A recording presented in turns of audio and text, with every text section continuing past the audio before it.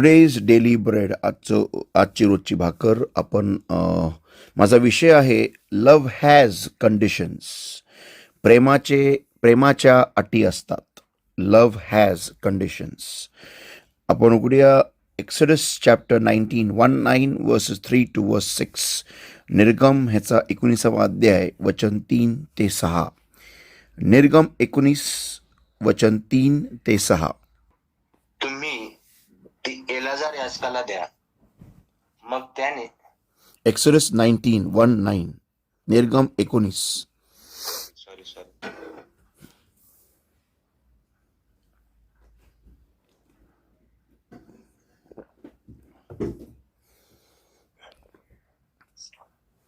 तेव्हा मोशे डोंगरावर चढून देवाजवळ गेला आणि यहोवाने डोंगरावरून त्याला हाक मारून म्हटले, तू याकोबाच्या घराण्याशी असे बोल आणि इस्रायलाच्या संतानास सांग, मी मिस्र्यांचे काय केले आणि तुम्हाला गरुडाच्या पंखावर उचलून घेऊन माझ्याजवळ कसे आणले हे तुम्ही पाहिले आहे. आणि आता जर तुम्ही खरोखर माझा शब्द मानाल आणि माझा करार पाळाल तर तुम्ही सगळ्या लोकांमध्ये माझे खाजगीचे धन व्हाल, कारण सर्व पृथ्वी माझीच आहे. आणि तुम्ही मला याजकांचे राज्य व पवित्र राष्ट्र असे व्हाल. ज्या गोष्टी तू इस्रायलाच्या संतानास सांगाव्या त्या ह्याच आहेत. ओके, आपण इथं पाहतो की ज्यावेळेस देवानी इस्रायल राष्ट्राला मिस्रातून आणलं, ओके, आपण त्यांचा प्रवास जाणतो, त्यांचं आयुष्य आपण जाणतो की कसं 430 वर्ष इस्रायल राष्ट्राला बंदवाईमध्ये ठेवलं होतं, बंधनामध्ये ठेवलं होतं फारोनी. आणि 430 वर्ष झाल्यानंतर आपण पाहतो की कसं इस्रायल राष्ट्र गरुडांच्या पंखांवरती येऊन बाहेर निघाले आणि देवाच्या त्या सिनाय पर्वतापर्यंत आले. ओके, तर त्यांचा एक प्रवास आपण आपल्याला दिसतो की कसं फारो त्यांच्या मागे लागला होता. मग कसं ते तांबड्याच्या समुद्रासमोर आले आणि मग कसं काय तिथं त्या लोकांना त्यांनी फारोचा एवढा मोठा राजा आणि एवढं मोठं साम्राज्य त्याचं पूर्ण वाट लागताना कसं ते लोक उद्ध्वस्त झाले हे त्यांनी त्यांच्या डोळ्यात देखत पाहिलं. आणि मग त्यांनी पाहिलं की जिवंत देव, जिवंत परमेश्वर, ज्यांनी आकाश आणि पृथ्वी आणि स्वर्ग आणि सर्व जे काय भूमंडळ आहे, पूर्ण युनिवर्स बनवलेला जो परमेश्वर आहे, त्यांनी पाहिलं की हा परमेश्वर आमच्यामध्ये रुची घेतोय. त्यांनी पाहिलं की हा परमेश्वर याचं लक्ष आमच्यावर आहे. त्यांनी पाहिलं की हा परमेश्वर सगळ्या जगाच्या सगळ्या लोकांना बाजूला सारून आमच्या बाजूनी उभा आहे. त्यांनी पाहिलं की आम्ही ह्या परमेश्वराचे विशेष लोक आहोत की तो आमच्या बाजूने लढतो, आमच्या वतीने लढतो, आमच्यासाठी लढतो. हे एवढं मोठं सौभाग्य त्यांना पाहायला मिळालं तांबड्या समुद्रासमोर. किती महान कार्य. बाकीचे सगळे चमत्कार आपण पाहतो की जेवढे जे 10 चमत्कार झाले, तिथं इस्रायल राष्ट्राला पर्सनल टच, आपण म्हणू ना पर्सनल टच, असं एवढं काही नव्हतं. पण ज्यावेळेस ते तांबड्या समुद्रासमोर आले आणि जो चमत्कार तिथं त्यांनी पाहिला तो एकदम वैयक्तिक असा टच झालेला चमत्कार होता, कारण त्यांच्या जीवावरती बेतलेलं होतं. आणि त्यावेळेस ते फारोपासून घाबरून पळत होते. जरी ते तांबड्या समुद्रामध्ये जात होते, जरी तांबडा समुद्र दुभागलेला होता, जरी तांबड्या समुद्राचं पाणी हे दोन्ही बाजूला भिंत म्हणून होतं, पण तेवढंच त्यांना धोका वाटत होता. कारण का की कधी जर का समुद्र कोसळला तर आम्ही काय करणार, आणि जर का फारो जर का आमच्यापर्यंत येऊन त्यांनी आम्हाला गाठलं तर आम्ही काय करूया. असे अनेक प्रकारच्या भयामध्ये असताना त्यांनी देवाला त्यांना तिथून अक्षरशः उत्कृष्टपणे विजयी बाहेर काढताना पाहिलेलं आहे. एवढं महान कार्य. ह्याला आपण देवाचं प्रेम म्हणणार, प्रेम म्हणावं अजून काय म्हणू शकतो आपण ह्याला. Is the love of God. माझं टॉपिक आहे लव्ह हॅज कंडिशन्स. या जगामध्ये, या दुनियेमध्ये लोक तुम्हाला हे सांगतात जिथं प्रेम आहे तिथं कंडिशन नसते, म्हणजे अटी नसतात. प्रेम, माझा विषय मराठीमध्ये आहे, प्रेमाला अटी असतात. येस, प्रेमाला अटी असतात. तर लोक म्हणतात, हे जग आपल्याला शिकवतं, जिथं प्रेम आहे तिथं अटी नाही. पण संतो हे खोटं आहे.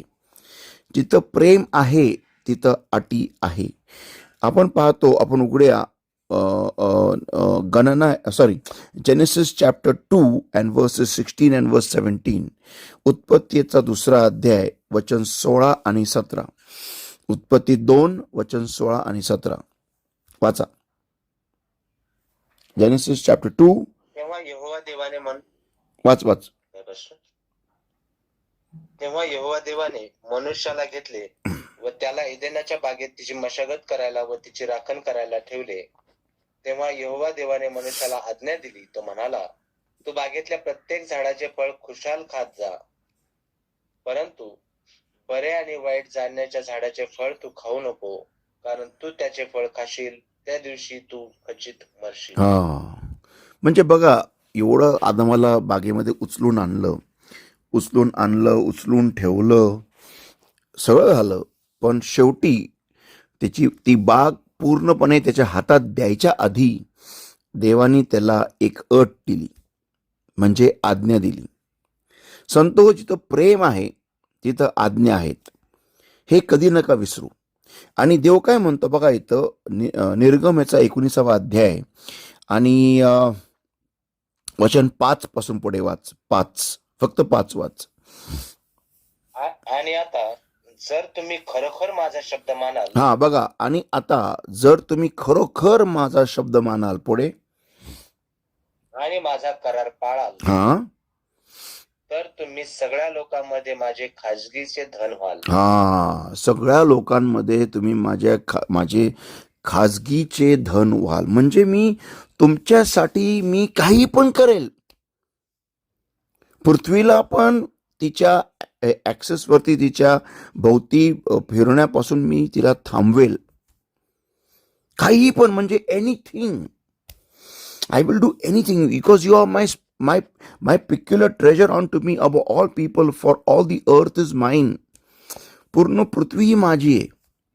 मी काही पण करेल, एनिथिंग. म्हणजे किती जबरदस्त वाक्य आहे ना हे. मी काही वर्षांपूर्वी आहे ना, मी एक फिश टँक माझ्या घरामध्ये मी तयार केली होती. जवळजवळ 7 फूट लांबीची, 2 फूट रुंदीची आणि 4 फूट उंचीची. आणि त्यामध्ये माशांना मी चांगलं मस्त मटण खायला घालायचो, मोठ्याचं. आणि फार ते धष्टपुष्ट झाले होते, एकदम लांब लचक जाडजूड झाले होते मासे. ते खतरनाक दिसत होते मासे ते. तर मी विचार करत होतो की यार, माझ्या एवढ्याशा फिश टँकमध्ये हे मासे एवढे मोठे झाले. देवाची फिश टँक किती मोठी आहे ना, म्हणजे काय जबरदस्त देवाची फिश टँक आहे. मी ज्या माणसाकडून मासे घ्यायचो ना, तर मी त्याला बोललो, यार मेरे को ना वो समुंदर की मछलियों को मेरे फिश टैंक में रखना है, उसके लिए क्या करना पड़ेगा? बोला, नहीं अरे सर, उसके लिए बहुत खर्चा है. बोला, क्यों? बोला, वो नहीं, आपको समुद्र का पानी जैसा पीएच वैल्यू रखने के लिए ना, उसके लिए बहुत कुछ क्या क्या करना पड़ता है, तो भी वो जाके वो उसी टाइप का सेम पानी आपको मिलेगा. बोलो, क्या करना पड़ता है? बोला, उसके लिए एक मशीन लाना पड़ता है, ये वो है, वो बहुत कुछ केमिकल है, ये. बोलो, क्या बात कर रहे हैं? समुद्र का पानी तो खारा रहता है, वो अपन डालेंगे, मैं लेके आता हूँ, डालेंगे उसमें क्या है? अरे सर, वैसा नहीं है, उसका पीएच वैल्यू मेंटेन करना पड़ता है, तभी जाके वो मछली टिकता है, नहीं तो नहीं टिकता है वैसा. बोला, ऐसा भी आहे? बोलणं, त्या मला कळालं की तुम्ही समुद्राचे मासे नॉर्मल टँकमध्ये नाही ठेवू शकत, तुम्हाला त्याला फार वेगळी मेकॅनिझम असते. तेव्हा मला शॉक बसला की म्हणजे हे जे असंख्य नद्या, जे एवढे पाणी घेऊन जातं, जे ज्वालामुखीचा उद्रेक खालून होत असतो, ते सगळं असंच होत नाही. ते हे माशांना जीवन ठेवायला, त्याच्याबरोबर ती इकोसिस्टम जी आहे तिचं बॅलन्स मेंटेन करण्यासाठी हे सगळं होत असतं. संतो हो, देवाची फिश टँक, देवाची एव्हियरी म्हणजे जिथं देव पक्षी ठेवतो, किती मोठी आहे, किती डेडली मोठं आहे, किती बाप रे. म्हणजे एक मासा त्याच्या अख्ख्या आयुष्य काळामध्ये सुद्धा देवाची फिश टँक फिरून होत नाही त्याची. किंवा एक पक्षी त्याच्या अख्ख्या आयुष्य काळामध्ये तो पूर्ण त्याचं देवाची एवेरी किंवा देवाचं जे पिंजरा आहे जिथं त्यांनी पक्षी ठेवलेले, ते नाही फिरून होतं. किती उंच जाणार तो, किती जाऊ शकतो तो.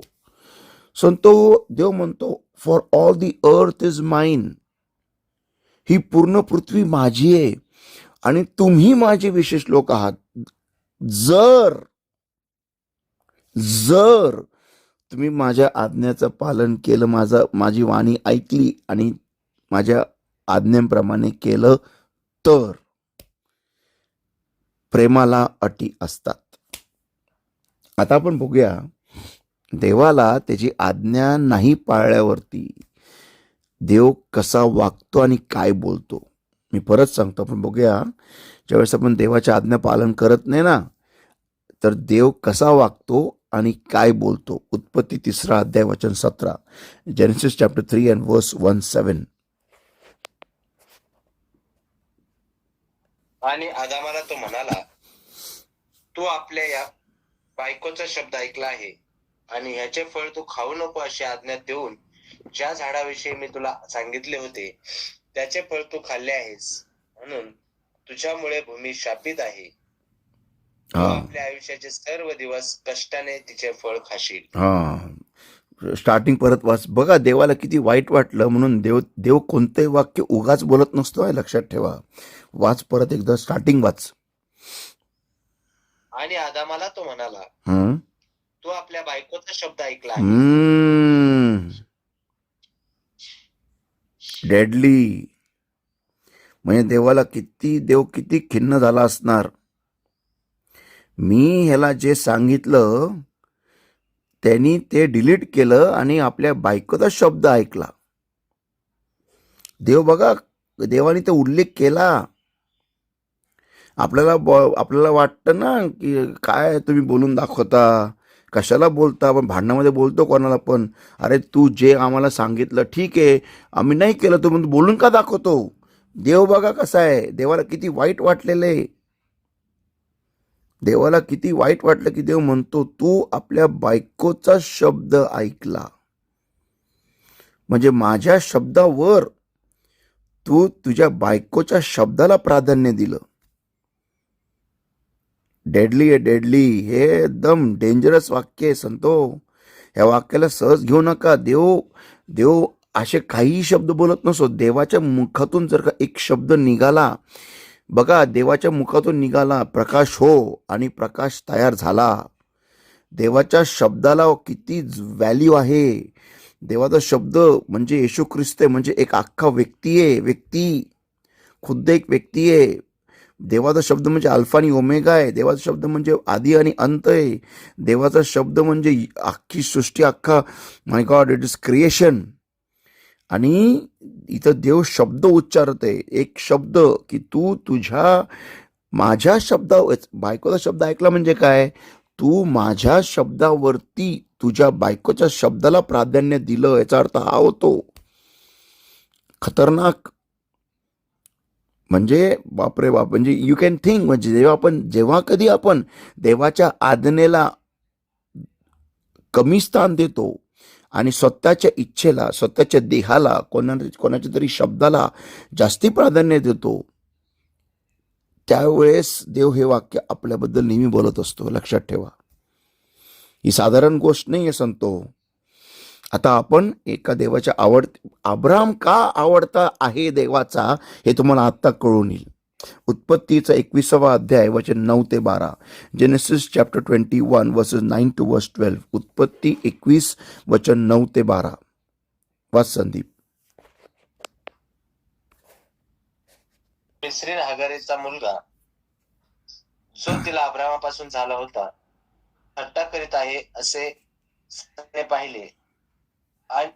म्हणून ती अब्रामाला म्हणाली, या दासीला आणि हिच्या मुलाला बाहेर घालव, कारण या दासीचा मुलगा माझा मुलगा इसाक याच्या बरोबर वारीस व्हायचा नाही. परंतु आपल्या मुलामुळे ही गोष्ट अब्रामाच्या दृष्टीने फार वाईट होती. तेव्हा देवाने अब्रामाला म्हटले, मुलामुळे व तुझ्या दासीमुळे हे तुझ्या दृष्टीने वाईट असू नये. सारे जे काही तुला सांगते ते तिचे सर्व म्हणणे तू ऐक, कारण इसाकातच तुझे संतान दिले जाईल. आणि मी दासीच्या मुलाचेही राष्ट्र करील, कारण तो तुझे संतान आहे. नंतर अब्रामाने मोठे पाटे बस वचन 12 पर्यंत, वचन 9 ते 12.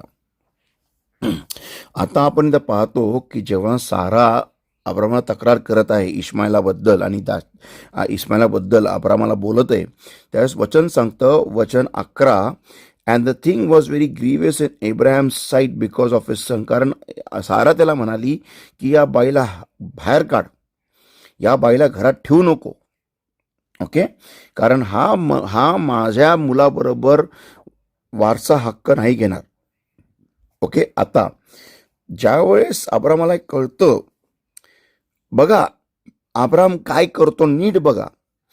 And God said unto Abraham, म्हणजे अब्राम हा विषय देवासमोर घेऊन गेला. संत हो, जागे व्हा.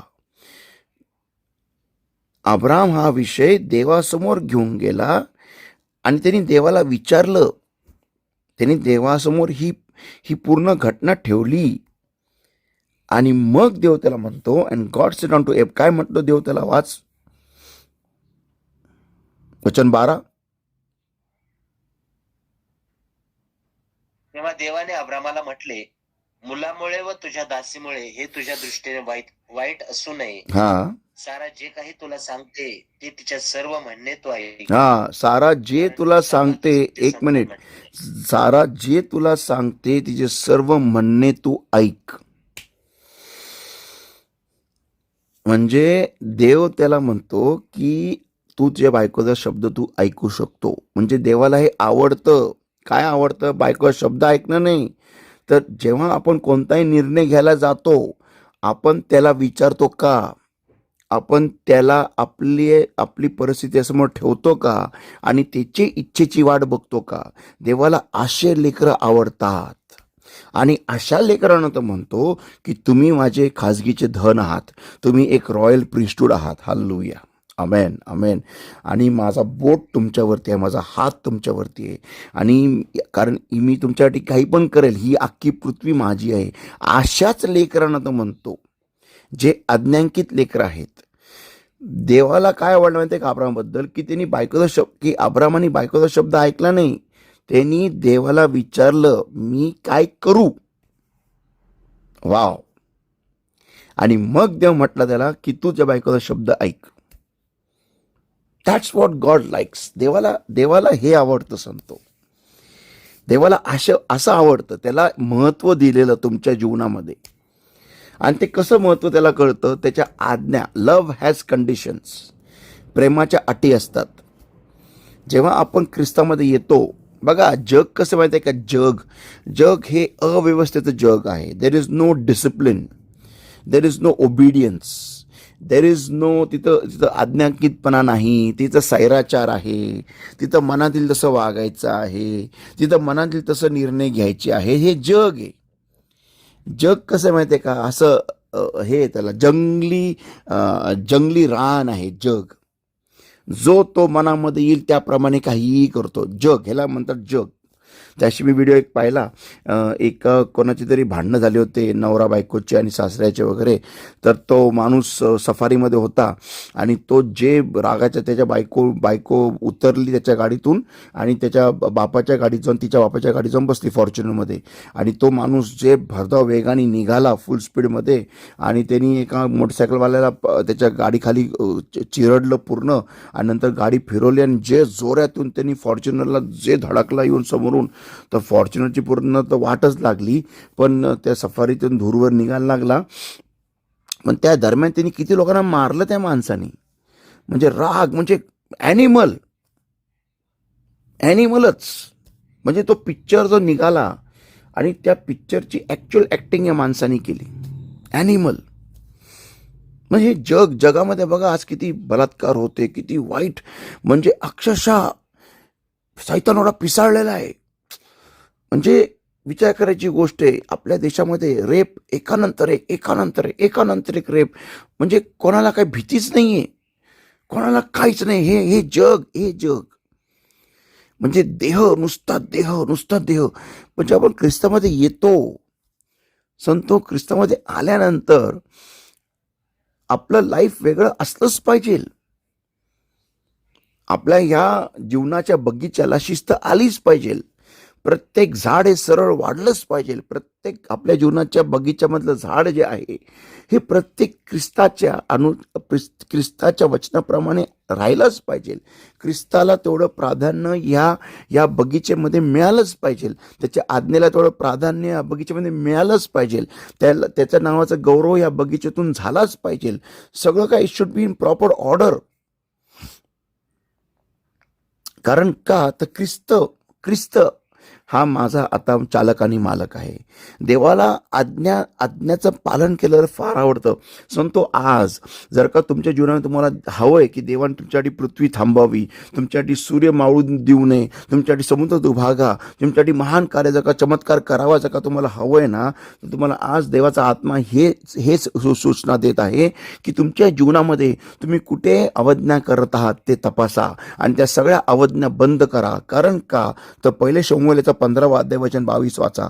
पहिले शमूएल 15:22. First Samuel 15:22. First Samuel 15:22. 1:5. First Samuel 1:5-22. पहिले शमूएल 15:22 वाचा.